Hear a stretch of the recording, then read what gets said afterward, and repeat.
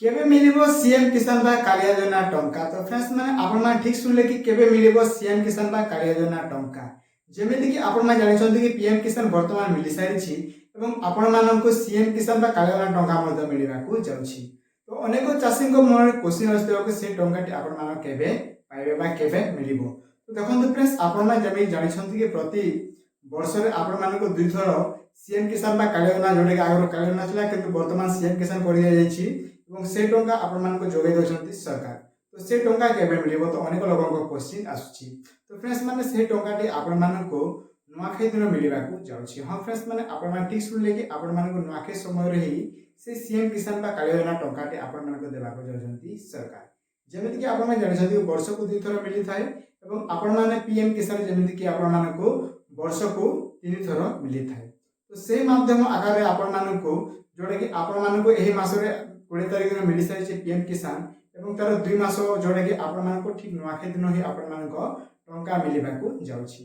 तेबे आपण फैमिली रे आपण कि अन्य केही जदि सीएम किसान बा कालिया योजना टंका पाउथांती तो ए वीडियो निश्चित भाव शेयर कर देबे जहा द्वारा कि से जानि पारबे कि केबे मिलिबो। तो फ्रेंड्स मान देखंतु जो माने भी पीएम किसान रे टंका पाउछंती से माने पाई सारी छंती एवं जो माने सीएम किसान बा कालिया योजना रे मध्ये टंका पांती से मानको मध्ये टंका मिलवाक जाउछि। तो 2000 लेखा टंका आपण मानको देबाक जाउछंती सरकार।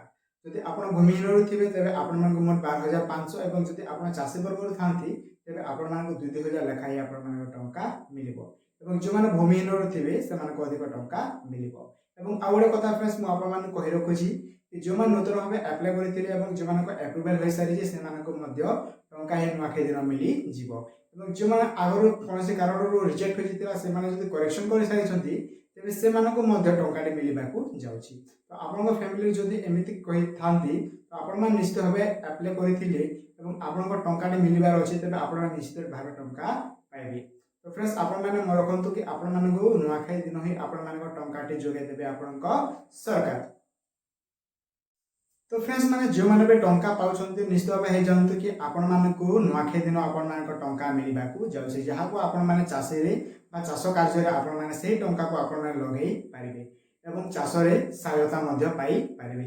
तो फ्रेंड्स माने जेमिति आपण जानि छथि कि आरो कालिया योजना थिला तो तार नाम को परिवर्तन करी सीएम किसान कर दिया गला। तो एही माध्यम रे आपण मानको टंका मिलुछि एटा कोनोसी चेंजेस होई नाही। जो माने टंका जो माने जो आकार टंका पाउति लागो सेही माध्यम रे से माने टंका पाउछंती एबे किछु चेंजेस होई नाही। तो जदि आपण परिवार रे मध्ये केही टंका पाउथांती तो निश्चित भाबे आपण मानको टंका मिलि जीवन नुआखाई दिन हे आपण माने मने रखंतु। एवं मेनली फ्रेंड्स मु आपण मानको गोटे कथा कहि देबाक जाउछि जो माने भी ए पर्यंत एग्रिस्टिक रे बा फार्मरिस्टिक करि नाहंती तो आपण निश्चित भाबे करियंतु कारण आगामी किस्ती आपण माने जो माने सीएम किसान पाइबे से मानको निहाती भाबे लागिबो। जेमिति कि आगरु कहिछि आपण मानको 10 लाख रु ऊर्ध्व लोकंक काटी दिया जायछि एवं आपणक मध्ये होय आगो कटि दिया जीवो। तो आपण टाइम थाउ तो ही आपण माने करेक्शन करे नियंतु बा आपण माने फार्मर रेजिस्ट्री करे नियंतु नचेत आपणक मध्ये एथर कटिबार चांसेस अछि।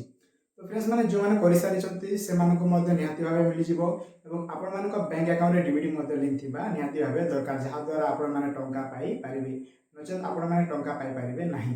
तो बैंक रे आपण माने जे डीबीटी फॉर्म भरि दियंतु एवं डीबीटी लिंक मध्ये करे दियंतु जहा द्वारा कि आपण माने अति सहज रे आपण मानक बैंक अकाउंट टंका ट्रांसफर हेई जिवो एवं आपण माने आधार सेटिंग निहाती भाबे करे नेबि न तेले आपण मानक टंका आसीबो नाही। तो फ्रेंड्स जदि आपण मते चासी हे छंती एवं आपनक टंका पाइबार अछि तो निश्चित भाबे आपण माने टंका पाइबे। तो आपण माने मन रखंतु कि आपण मानक नुआखाई दिन ही आपण मानक टंका जोजा के सीएम किसान बा कालिया योजना टंका आपण मानक मिलिबार अछि। तो यहा सला फ्रेंड्स आज किछु न्यू अपडेट आई होप आपण मानक आज अपडेट टिके मध्ये हेल्पफुल होई थिबो। तो वीडियो को निहाती लाइक कमेंट शेयर सब्सक्राइब करी दियंतु। धन्यवाद। पुणी देखा होगा फ्रेश टॉपिक।